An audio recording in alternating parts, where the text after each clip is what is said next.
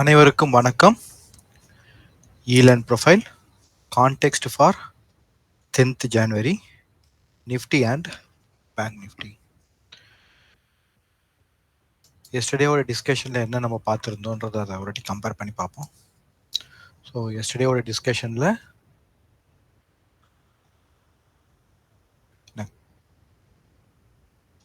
இந்த லெவல்ஸ் எல்லாம் பார்த்துருந்தோம். அதுக்கு முன்னாடி என்ன சொன்னோம், மார்னிங் மார்க்கெட் இந்த பாயிண்ட் பாருங்க. மார்னிங் ஒரு மார்க்கெட் ஒரு பேலன்ஸ் வச்சுட்டு பிலோ வந்தாங்க, திரும்ப பேலன்ஸ் பண்ணிட்டு அபவ் போனாங்க, திரும்ப பேலன்ஸ்ல இருக்கு.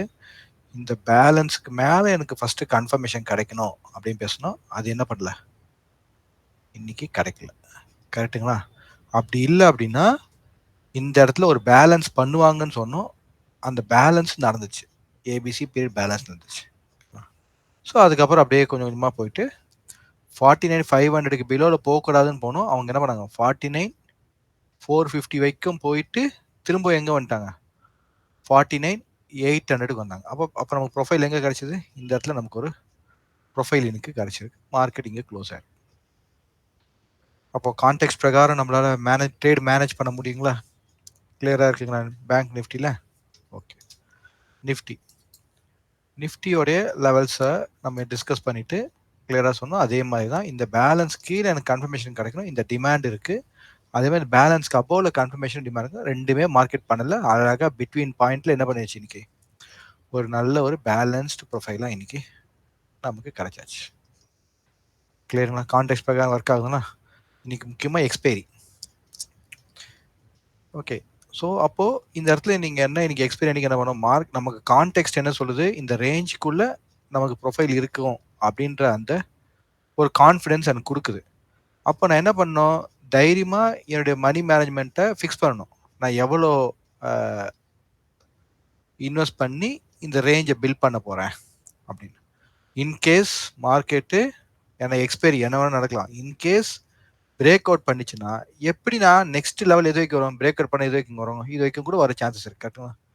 அப்போ இது வரைக்கும் வர்றதுக்கான என்னுடைய ரிஸ்க் மேனேஜ்மெண்ட்டும் மணி மேனேஜ்மெண்ட்டும் நான் எப்படி என்னுடைய கேபிட்டலை மேனேஜ் பண்ண போறேன் அப்படின்ற பாயிண்ட்.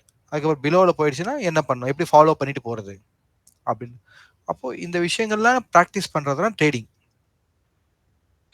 அப்போ அந்த ட்ரேடிங்ல ஃபர்ஸ்ட் கான்டெக்ட் வைஸா நாளைக்கு என்ன பிளான் நடக்க சான்சஸ் இருக்கு, ஹை ப்ரியாரிட்டின்னு பார்க்குறோம், ரேஞ்சாக இருக்க சான்சஸ் இருக்குன்னு தெரியுது. அதுக்கப்புறம் அப்சைடில் உங்களுக்கு இந்த லெவல் இது வரைக்கும் வரதுக்கு சான்சஸ் இருக்கு, அப்புறம் பிலோவில் இருக்கு. ஸோ இதுதான் இருக்கு. அப்போது நம்ம எடுக்க ஒரு டிசிஷன் என்ன, ஃபர்ஸ்ட் ரேஞ்சுன்னு டிசிஷன் எடுக்கிறோம். அப்போ அதுக்கு எவ்வளோ கேபிட்டலை நம்ம வச்சுக்கலாம், ரேஞ்சுக்கு இத்தனை % ஆஃப் கேபிட்டல் நான் வைக்கிறேன். அதுக்கப்புறம் மார்க்கெட் பிரேக் அவுட் ஆக போகுது. பிரேக் அவுட் ஆச்சுன்னா என்ன பண்ணணும், அதுக்கு சம் பர்சன்டேஜ் அப்சைடில் வந்துச்சுன்னா இந்த பர்சன்டேஜ் நான் வச்சு மேனேஜ் பண்ணுறேன், என்னால் இது வரைக்கும் மேனேஜ் பண்ண முடியும் அப்படின்ற மாதிரி எடுக்கணும். பிலோவில் இவ்வளோ மேனேஜ் பண்ணணும். அப்போது இங்கே என்னன்னா பியூர்லி உங்களுக்கு money management, risk management, proper market understanding, practice, இதெல்லாம் தான் ஒரு ட்ரேடரை சக்ஸஸாக மாற்றுது. கிளியருங்களா? புரியுதுங்களா? அப்போ வாட் வி ஆர் டிசைட், நம்ம என்ன பண்ணணும், இன்னி டேட்டுக்கு என்ன பண்ணணும், இன்னைக்கு என்ன ஆக்சுவல் ரெக்வயர்ட், ஒரு ரேஞ்ச் கிடைக்குது. அப்போ ரேஞ்சை முதல்ல நான் ஃபிக்ஸ் பண்ணிட்டேன். அடுத்தது என்ன பண்ணலாம், எந்த எக்ஸ்பைரியில், அப்போ இந்த எக்ஸ்பைரிக்கு என்ன எடுக்கணும், இல்லை நான் இந்த எக்ஸ்பைரியில் பார்ட்டிசிபேட் பண்ணல, வெளியில் போறேன்னா அப்போ நெக்ஸ்ட் எக்ஸ்பைரிக்கு என்ன பிளான் பண்ண போறீங்க. இதுதான் நீங்க ட்ரேடராக ப்ராக்டிஸ் பண்ணணும். ஓகேங்களா? ஸோ கான்டெக்ட் பிரகாரம் நமக்கு கிடைச்சிருக்கு. சரிங்களா? ஸோ சேனலில் இருக்கக்கூடிய அந்த பிளேலிஸ்ட் எல்லாமே கொஞ்சம் விசிட் பண்ணி பாருங்க. ஓகேங்களா? உங்களுக்கு கிளியரா இருக்கு, அதெல்லாம் யூட்டிலைஸ் பண்ணிக்கோங்க. Okay. Monthly profile. So monthly ப்ரொஃபைலை பேஸ் பண்ணி தான் நம்ம என்ன பண்ணியிருக்கோம், இப்போ இம்பார்ட்டன்ட் லெவலில் மார்க் பண்ணிட்டு வெயிட் பண்ணிட்டு இருக்கோம், மார்க்கெட் என்ன டிசைட் பண்ண போகுது. ஸோ ஜியோ பாலிட்டிக்ஸ் நிறைய அப்டேட் இருக்கு, எல்லாம் இருக்கு, அதெல்லாம் நடக்கும். ஓகேங்களா? நமக்கு என்ன தெரியும், டெக்னிக்கலாக எப்படி ஃபாலோ பண்ணி போகிறது அப்படின்னு தெரியும். அப்போ இந்த ஜூன் மந்த் டிமாண்ட் ஸ்டில் நமக்கு இருக்கு. இந்த டிமாண்டுக்கு பிலோவில் எனக்கு ஓடிஎஃப் கன்ஃபர்மேஷன் வரும்போது தான் நான் என்ன பண்ணுவேன், டவுன் சைடுக்கு உண்டான ஒர்க்கை பண்ணணும். அது வரைக்கும் பண்ணக்கூடாது. அதுக்கு என்ன பண்ணணும், நம்ம டிஃபெண்ட் மோட்லேயே தான் மார்க்கெட்டில் இருக்கணும். கிளியருங்களா? ப்ராப்பர் கன்ஃபர்மேஷன் வர வரைக்கும் வெயிட் பண்ணணும், கன்ஃபர்மேஷன் வராமல் பண்ணக்கூடாது. ஓகே. நிஃப்டி அதே மாதிரி தான், இந்த டிமாண்ட் ஜோனுக்கு பிலோவில் ஒன்றும் வரவே இல்லை, கரெக்டாக அங்கேருந்து அப்படியே உங்களுக்கு ரெடி ஆகிட்டே இருக்கு. அப்போ இது இங்க எந்த லெவலுக்கு மேல நமக்கு கன்ஃபர்மேஷன் வேணும் அது நம்ம ஆள் நோட் பண்ணியிருந்தோம். 24,000 மேல கன்ஃபர்மேஷன் வேணும் அப்படின்னு நம்ம நோட் பண்ணியிருக்கோம். ஓகேங்களா? அதுல முக்கியமா இந்த பிலோக்கு போகக்கூடாது அப்படின்ட்டு நோட் பண்ணி தான் இருக்கோம் நம்ம. பட் அதுக்கு பிரகாரம் நம்ம ட்ரேடிங்கை பிளான் பண்ணணும். ஓகேங்களா? அப்போ இங்க வந்து நான் மார்க்கெட் அண்டர்ஸ்டாண்டிங் ஒரு ட்ரேடருக்கு அப்போ இங்க என்னென்ன தேவைப்படுது? ட்ரேடருக்கு என்ன தேவைப்படுது? மார்க்கெட்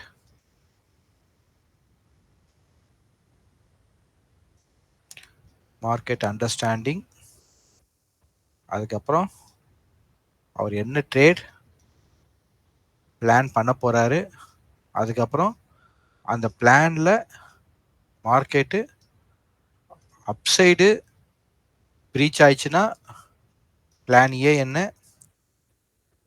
டவுன் சைடு பிரீச் ஆயிடுச்சுன்னா பிளான் பி என்ன, அப்போ எவ்வளோ மணி நான் இனிஷியலாக ஸ்ட்ராட்டஜிக்கு இன்வெஸ்ட் பண்ணணும், எவ்வளோ மணி நான் அட்ஜஸ்ட்மெண்ட்டுக்கு பண்ணணும், எப்படி நான் வந்து மேனேஜ் பண்ண போகிறேன்.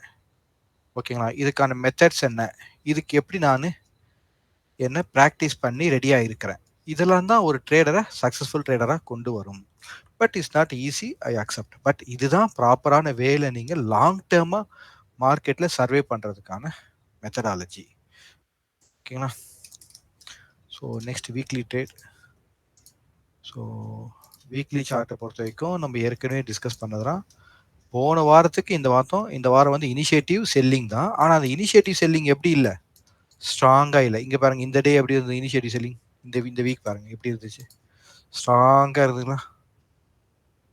இப்போ இந்த வீக் எப்படி பாருங்க, அவ்வளோ ஸ்ட்ராங்காக இல்லை. பட் இனிஷியேட்டிவ் செல்லிங் என்ன இனிஷியேட்டிவ் செல்லிங் பண்ணாங்களோ அதை ஃபாலோ பண்ணிட்டு இருக்கு. ஸோ டிஃபெண்டிங்கில் இருக்கு. 49,500க்கு பிலோவில் ஒன்றும் மார்க்கெட்டு கன்ஃபர்மேஷன் கொடுக்கல. ஓகேங்களா? 49,500க்கு பிலோவில் ஒன்றும் கன்ஃபர்மேஷன் கொடுக்கல. ப்ராப்பராக அவங்க என்ன பண்ணுறாங்க, ஆக்ஷனை ஃபாலோ பண்ணுறாங்க. பட் கான்ஃபிடென்ட்டாக மார்க்கெட்டு மூவ் ஆகலை. ஓகேங்களா? கான்ஃபிடென்ட் மூவ் இல்லை. பட் ஆனால் அப் சைடுக்கும் கன்ஃபர்மேஷன் கொடுக்கல. டவுன் சைடுக்கு நமக்கு அந்த டிமாண்டுக்கு பிலோவில் கன்ஃபர்மேஷன் கிடைக்காம நம்ம என்ன பண்ணக்கூடாது, எதுவும் ஓடிஎஃப் கன்ஃபர்மேஷன் வரணும். அப்போ தான் அந்த பக்கம் நம்ம டேர்ன் ஆகணும். ஓகேங்களா? சிமிலர்லி இது வந்து பேங்க் நிஃப்டிக்கு.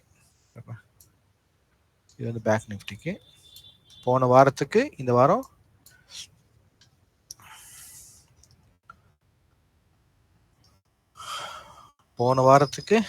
இந்த வாரம் என்னது, இனிஷியேட்டிவ் செல்லிங். அப்போ இனிஷியேட்டிவ் செல்லிங் வந்தாச்சு. வந்துட்ட பிறகு உங்களுக்கு என்ன கான்ஃபிடென்ஸாக என்ன வேணும், ஒன் டைம் ஃப்ரேம் வேணும். ஒன் டைம் ஃப்ரேம் இல்லை. ஓகேங்களா? அப்புறம் நமக்கு மேஜர் டிமாண்ட் பாயிண்ட் இருக்கு. இப்போ டிமாண்ட் பாயிண்ட்டுக்கு பிலோவில் என்ன வேணும், ஸ்மார்ட் மணியோட ஓடிஎஃப் கன்ஃபர்மேஷன் வேணும். அது இல்லை. கிளியருங்களா? புரிஞ்சிச்சிங்களா? ஓகே. Next Nifty. ஸோ நிஃப்டியும் போன வாரத்துக்கு இந்த வாரம் ப்ரொஃபைல் என்ன இருக்குது, இன்சைட் ப்ரொஃபைலாக தான் இருக்குது. ஸோ ரெஸ்பான்சிவ் ஆக்ஷன் தான் இன்னும் நடக்குது.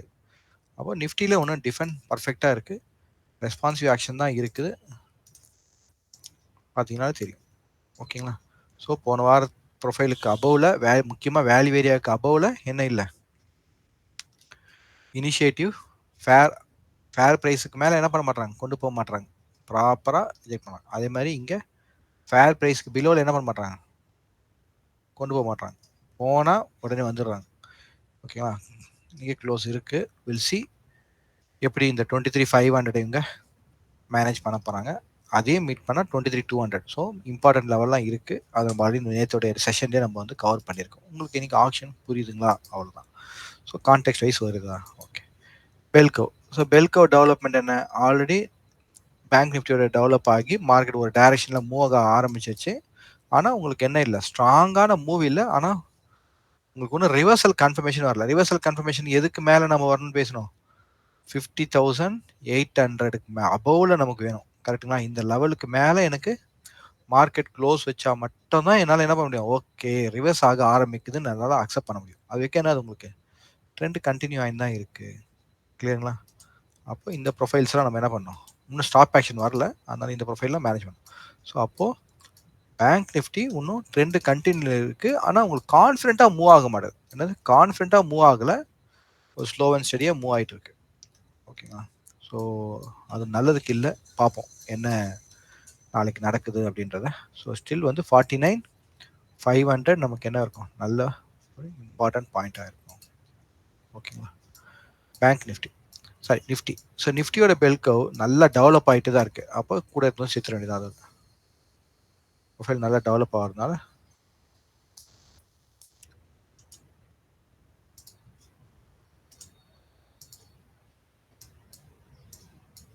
நம்பர்ஸ் பார்த்துக்கோங்க. எந்த நம்பர் இருக்கு, 49. ஓகேங்களா. அப்போ என்னது, ஓவர் டெவலப்மெண்ட்ல இருக்கு.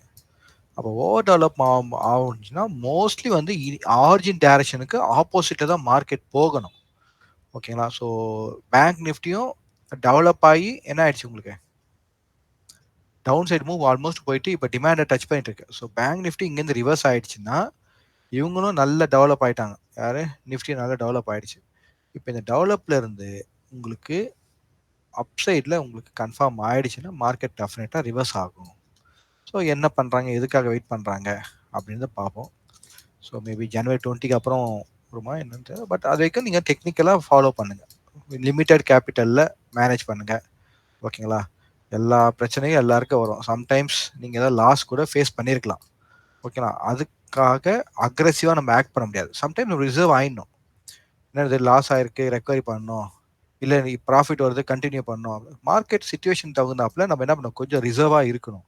இப்போ கொஞ்சம் ரிசர்வாக இருக்க வேண்டிய டைம் தான் இது. மார்க்கெட்டில் என்ன நடக்குதுன்றத நம்ம கொஞ்சம் வெயிட் பண்ணி கன்ஃபர்மேஷன் வேணும். ஏதாவது இப்போ கன்ஃபர்மேஷன் கிடைச்ச பிறகு நம்ம அதுக்கப்புறமா மணி மேனேஜ்மெண்ட் கொண்டு வரும்போது சாங்க. அதுக்கும் இன்ட்ராடேல கிடைக்கக்கூடிய ஸ்மால் ஆப்பர்ச்சுனிட்டியை யூட்டிலைஸ் பண்ணிட்டு அமைதியாக இருக்கணும். ஏன்னா கேபிட்டலை ப்ரொடெக்ட் பண்ணி வச்சாதான் அடுத்த லெவலுக்கு நம்ம வந்து ட்ரேடிங் பண்ண முடியும். ஓகே. இப்போ important reference for daily context. அப்போ டெய்லி கான்டெக்ஸ்ட்டு பொறுத்த வரைக்கும் உங்களுக்கு என்ன, இங்கே பேங்க் நிஃப்டி இங்கே ஒரு ரேஞ்ச் இருந்துச்சு கரெக்டா.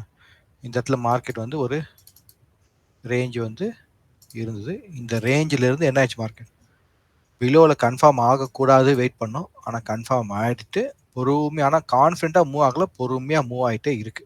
ஓகேங்களா. அப்போ ரிவர்சல் கன்ஃபர்மேஷன் வர வரைக்கும் மார்க்கெட் அமைதியாக ஃபாலோ பண்ணோம். அதான் வேலை நமக்கு. இப்போ இன்னைக்கியோட ப்ரொஃபைல் எப்படி கான்டெக்ட் நமக்கு பண்ணியிருக்குன்றது நோட் பண்ணிப்போம்.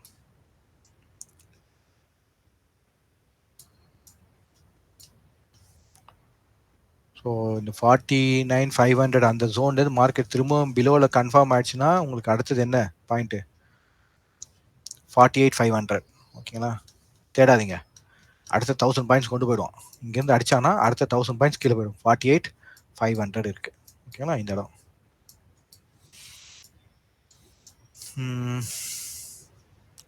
ஓகே, விசிபிளா இருக்கா? ஓகே. இப்போ நேத்து இந்த பேலன்ஸ்க்கும் இந்த லோக்கும் மிடில் நம்ம கன்ஃபார்ம் ஆகி என்ன டிசைட் ஆகுதுன்னு பார்க்கணும். ஓகேங்களா. அது பிரகாரம் நமக்கு நடந்துச்சான்னு நோட் பண்ணுவோம்.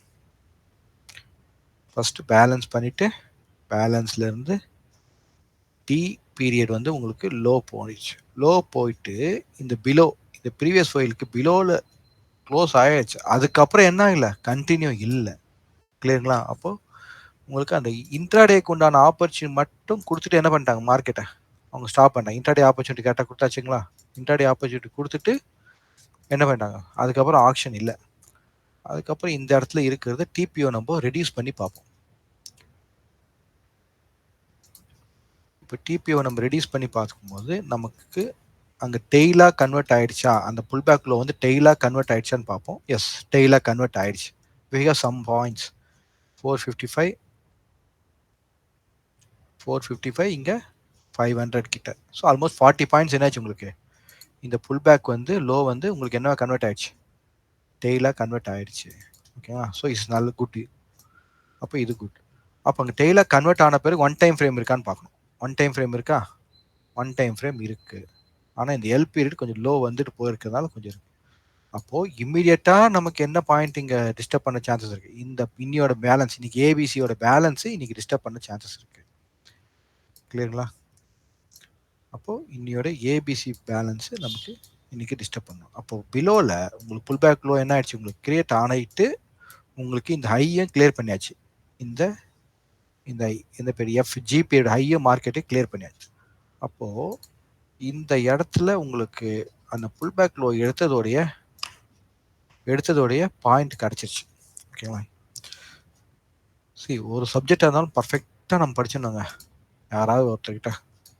அப்போ தான் மார்க்கெட்டில் நம்ம வந்து நமக்குன்னு ஒரு இடத்த பிடிக்க முடியும். ஓகேங்களா? அப்போது இது இன்னைக்கு கரெக்டாக கொடுக்கப்பட்ட வேலை செய்யப்பட்டது. இது ஹெச் பீரியட். ஓகேங்களா? அப்போ ஹெச் பீரியட் லோ என்னாச்சு, கரெக்டாக ரிஜிஸ்ட் ஆயிடுச்சு. உள்ளே வந்து ரிஜிஸ்ட் ஆயிடுச்சு. ஆனால் என்ன ஆச்சு உங்களுக்கு, மார்னிங் நடந்தால் அந்த இனிஷியல் பேலன்ஸ் வந்து ஸ்டாப் பண்ணிடும். ஓகேங்களா? அப்போது இந்த இனிஷியல் பேலன்ஸ் அந்த பாயிண்ட் உங்களுக்கு என்னவா இருக்கும், நாளைக்கு ஒரு இம்பார்ட்டண்ட் ரெஃபரன்ஸாக இருக்கும். அப்போ மார்க்கெட் க்ளோஸ் ஆயிருக்கு. அப்போ இது லோ. ஓகேவா? இந்த பாயிண்ட்லாம் இம்பார்ட்டன்ட் ரெஃபரன்ஸாக இருக்கும். அப்சைடில் இது ஏற்கனவே நம்ம நோட் பண்ண ரெஃபரன்ஸ் தான். இந்த பேலன்ஸ் இம்பார்ட்டன்ட் ரெஃபரன்ஸாக இருக்கும். இம்பார்ட்டண்ட்டாக கேபி அது ஆல்ரெடி உங்களுக்கு பாயிண்ட் இருக்கு. தென் திரும்ப டெய்லி பாருங்க ஏ பி சி ஒரு பேலன்ஸ் பண்ண. அப்போ கேல்குலேட்டர் தான் அவங்க மார்க்கெட்டை மெயின்டைன் பண்ணுறாங்க. ஓகேங்களா? ஸோ இதெல்லாம் தான் important reference in bank Nifty. கிளியருங்களா? அப்போ பிலோவில் 49,500க்கு பிலோவில் மார்க்கெட் போகவே கூடாது. இன்றைக்கும் ரிவர்ஸ் ஆயிடுச்சு உள்ளே போயிட்டு. நெக்ஸ்ட் இருக்கக்கூடிய பாயிண்ட் என்னது, கீழே ப்ராப்பர் ஓடிஎஃப் உங்களுக்கு கிடைச்சதுன்னா நெக்ஸ்ட் போகக்கூடிய பாயிண்ட் என்னவா இருக்கும், 48,500 இருக்கும். கிளியருங்களா? அப்போ சான்ஸ் கிடைச்சுன்னா ஃபாலோ பண்ணுங்க. அவ்வளோ நம்ம ஒன்று ட்ரேடர், மார்க்கெட் எந்த பக்கம் போதோ ஃபாலோ பண்ணி போயிட்டே இருக்கணும். கிளியருங்களா? ஸோ அப்போ இந்த பாயிண்ட்ஸ் எல்லாம் நீங்கள் நோட் பண்ணிக்கோங்க. நாளைக்கு ஆக்ஷனில் உங்களுக்கு கிடைக்கும். இது பேங்க் நிஃப்டிக்கு.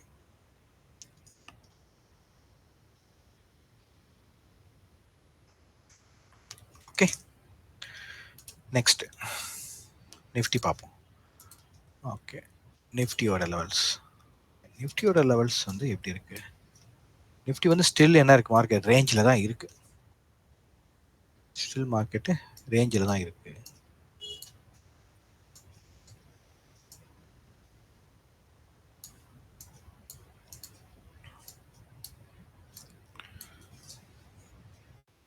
ஒரு சிலர்லாம் எனக்கு கால் பண்ணி மென்டார்ஷிப் ப்ரோக்ராம்க்கு கொரீஸ் பண்ணியிருக்கீங்க.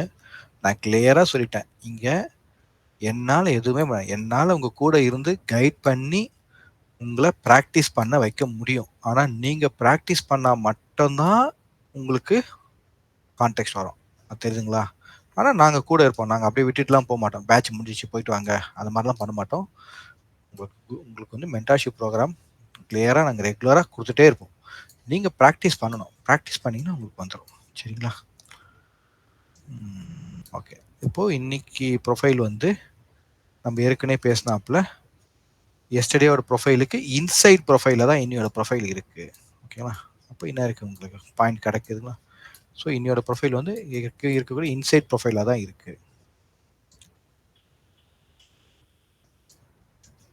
ஏற்கனவே மார்க்கெட் ரேஞ்ச் தான். ரேஞ்சில் இருந்ததுக்கு இன்னைக்கு எஸ்டர்டேயோட ப்ரொஃபைலுக்கு என்ன இருக்குது, இன்சைட் ப்ரொஃபைலாக இருக்குது. அப்போ எஸ்டர்டே ப்ரொஃபைலுக்கு இன்சைட் ப்ரொஃபைலாக இருந்து இன்னைக்கு எல் பீரியடு என்ன பண்ண, இந்த புவர் லோவை கிளியர் பண்ணலை. இது பெரிய மைனஸ். புவர் லோவை மார்க்கெட் கிளியர் பண்ணியிருக்கணும், பண்ணலை இன்னைக்கு. ஓகே, ஸோ அதனால் நாளைக்கு மேபி ஒரு ஓஆர்ஆர் பாட்டம் வச்சுட்டு வருவாங்களா அப்படின்றது நமக்கு தெரியாது, பார்க்கணும்.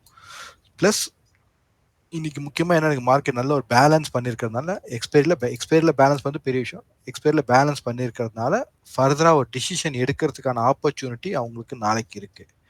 ஏன்னா எனக்கு நிறைய டிரான்சாக்ஷன் முடிச்சு அது ரிசல்ட் என்னன்றதை பார்க்கணும். இந்த ரிசல்ட் என்னவா இருக்கு, உங்களுக்கு டிமாண்டு அதிகமாக இருக்கா இல்லை சப்ளை அதிகமாக இருக்கா அப்படி பார்க்கணும். அப்போ இந்த பிபிஓசி பாயிண்ட் வெரி இம்பார்ட்டன்ட். ஓகேங்களா?